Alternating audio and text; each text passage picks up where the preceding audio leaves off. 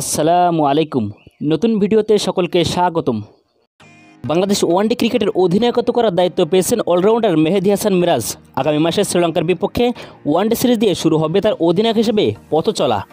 3 অধিনায়কের যুগে প্রবেশ করেছেন বাংলাদেশ ক্রিকেট। টি-20-র পর এবার ওয়ানডেতেও অধিনায়কত্ব ছেড়েছেন নাজমুল হোসেন শান্ত। তার জায়গায় নতুন অধিনায়ক হিসেবে দায়িত্ব পেয়েছেন অলরাউন্ডার মেহেদী হাসান মিরাজ।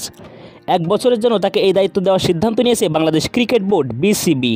বোর্ড মিটিংয়ের পর গণমাধ্যমকে বিষয়টি নিশ্চিত করেছেন ক্রিকেট বোর্ডের একজন পরিচালক। তিনি জানান, সাবেক অধিনায়ক নাজমুল হোসেন শান্ত ওয়ানডে ক্রিকেটের নেতৃত্ব ছাড়ার পর নতুন অধিনায়ককে নির্বাচন করেছেন বিসিবি। পরিচালক আরও জানান, ওয়ানডে অধিনায়ক হিসেবে আপাতত 1 বছরের জন্য মিরাজকে বেছে নিয়েছে বোর্ড। তার পারফরমেন্স, নেতৃত্ব গুণ ও দল পরিচালনার সফলতা বিবেচনা করে পরবর্তী মেয়াদ বাড়ানোর বিষয়ে সিদ্ধান্ত নেওয়া হবে।